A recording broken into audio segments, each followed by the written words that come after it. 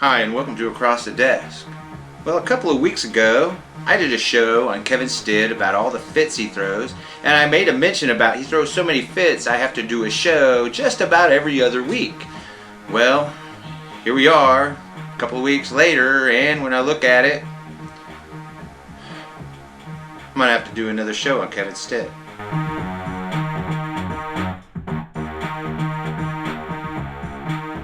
So Kevin Stitt came out in the news this week with continuing on this non-binary choice on your birth certificate thing. So what he did was he set out an executive order. Well, in this executive order, it states a few very authoritarian things, I think, that are in it. One, I'm pretty sure it goes outside the bounds of his office, the office of the governor. There's only so much he can do, and we have limited powers and separation of powers. And in this case, I think he might have gone a step too far. The other thing that's interesting about this EO we put out about, hey, we are not going to let people change their birth certificate to non-binary choice or whatever they want their sex to be as being big government conservatism. So that's what this is a display of. It's a display of being a big government conservative, which Kevin Stitt really is. He really is. He's a big government conservatism. He totally believes in that. Because like the statement says, he put out a statement, this statement, and in it there's a few very interesting things that he says in it. One, he says that as far as his God and him is concerned, well, you're only a he or a she. There is no other binary choice, period. Because his God said so. Right? So here you are having to be under the thumb of his God. Not your God or anybody else, or if you don't have a God, just his God. Because, you know, he's the governor, I guess, and he gets to force his religion down upon you. You know, First Amendment be damned to the Constitution. Of course, you know, hey, Kevin Stitt is a conservative, and we've seen lately here, and as we've seen lately here, they really don't like that Constitution a whole lot here lately. Especially a lot of the amendments, the Bill of Rights, and several of the other things about, you know, transfer of power and that type of stuff. They really aren't that into it. As you can see, with Kevin Stitt going full overboard, big government conservatism, trying to tell you what you're going to have on your birth certificate because him and his God say so. Yeah, he's bringing his religion into it. So no matter if it's your religion, well, you're going to have to live by what the governor tells you. And that is even if you don't even live in this state. You're just born here, live somewhere else. Well, he's going to force you to live by his God and his rules. Even though, you know, he doesn't know you. He's probably never going to know you or never even care to know anything about you. It's just about power and control.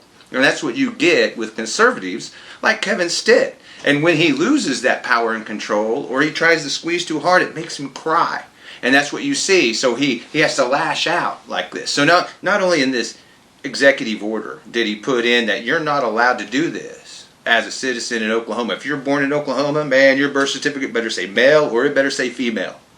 And it's not going to be male or female that you identify with. It's going to be what you were born with, what God said you were born as. That's what's going to be on there. It's what. Let's put that again. It's Kevin Stitt's God. What his God tells you you're going to be is what you're going to be. That sounds like the most un-American thing I've ever heard. So anti-freedom and anti-constitutional. So over the bounds of anything I can think of that isn't separation of powers and authoritarian. That's exactly what this is. Because he even goes further in this EO. He says, hey, if there's any lawsuits or anything else, anybody says anything else, you got to bring it to the governor. Yeah, the governor. That's where you got to bring all this to, because that's what it's about.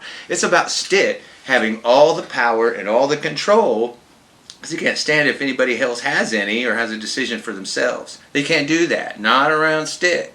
Because that's what happened here. Let's go back, right? A few weeks ago, a person, well, as longer than that, it goes back further than that.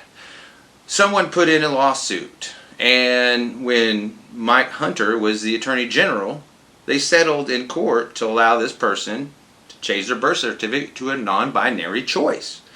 And they agreed, hey man, it's the best thing for the state, we can move forward, because really this isn't hurting anyone. It's not harming anybody. It's not hurting our society. It's not doing anything to anyone.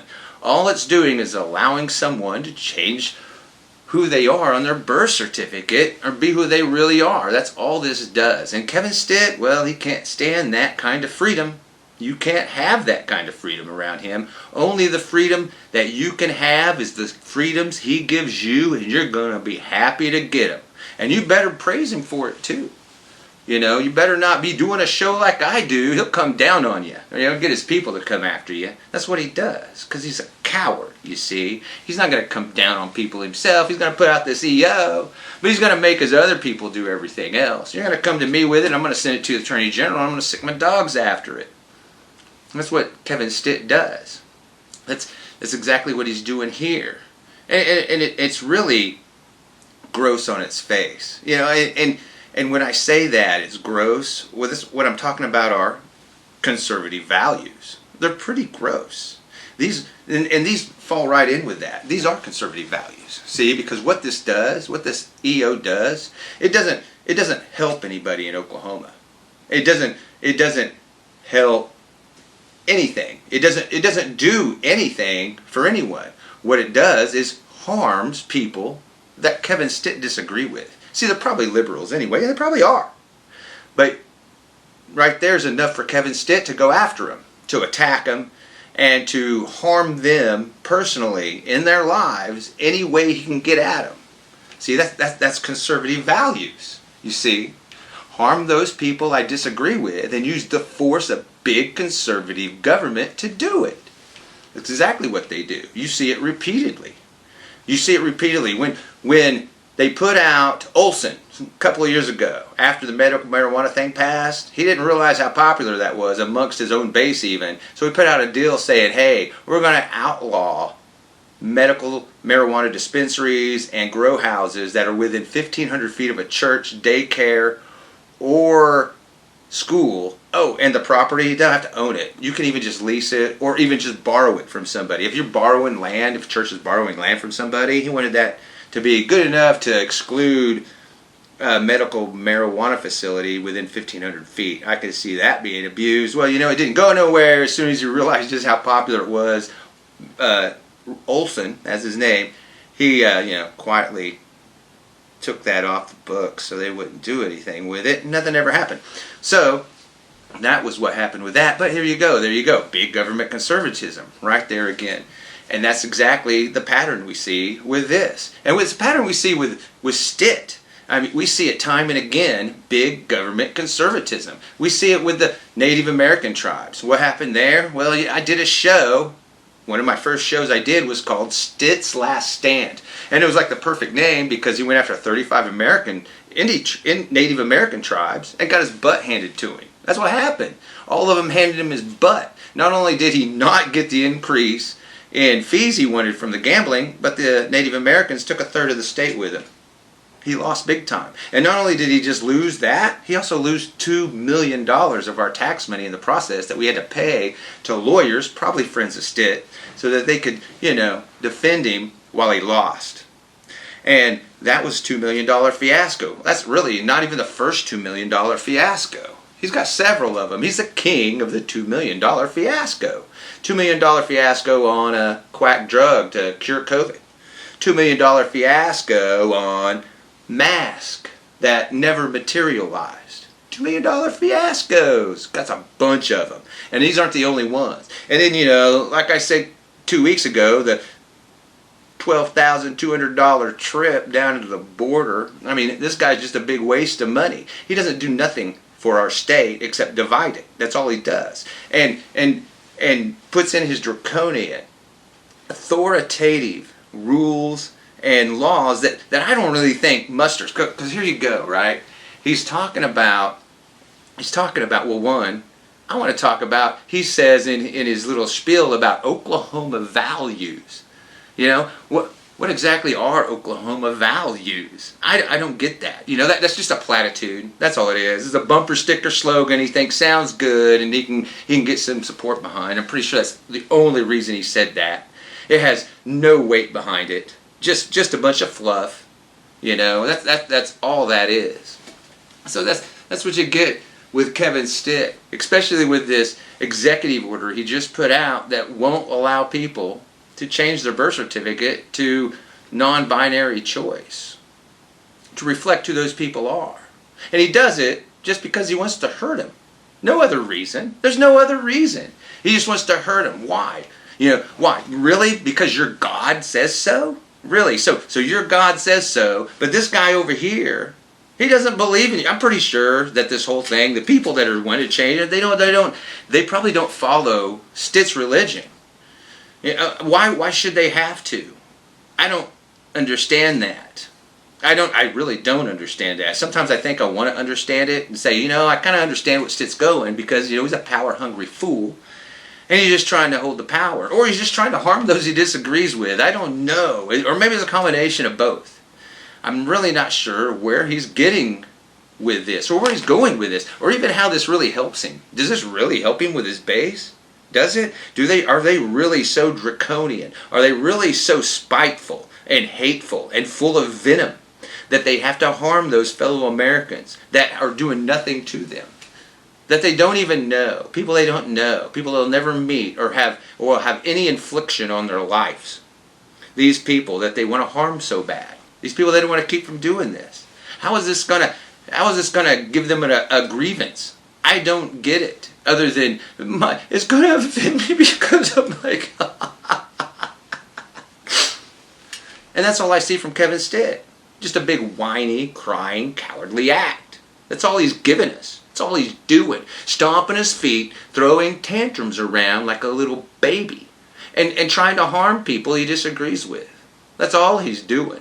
What has he done for this state except waste our money, waste our resources, and try to hobble people?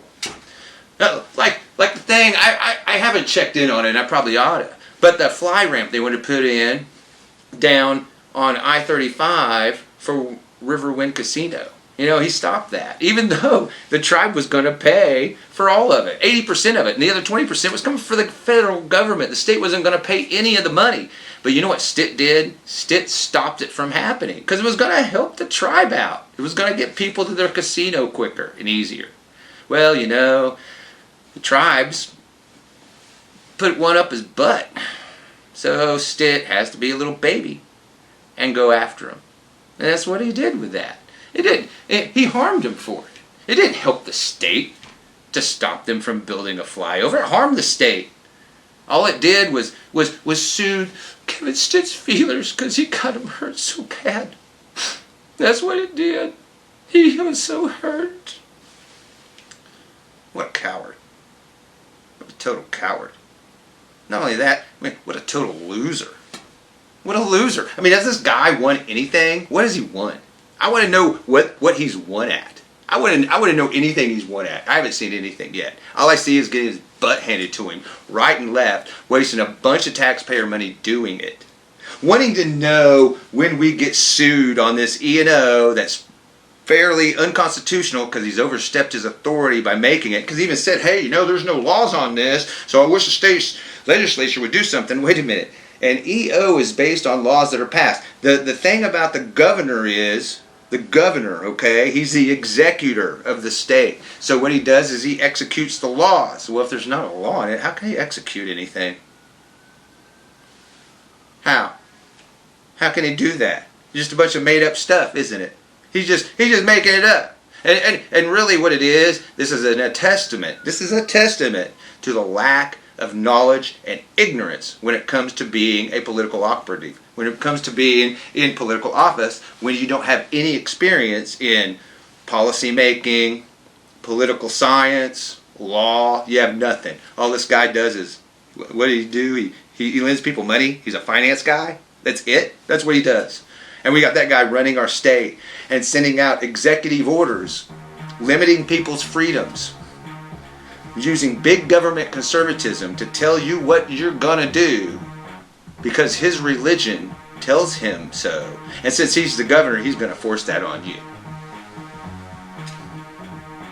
Well, this is Across the Desk with Kit Fairchild, and we'll see you next week.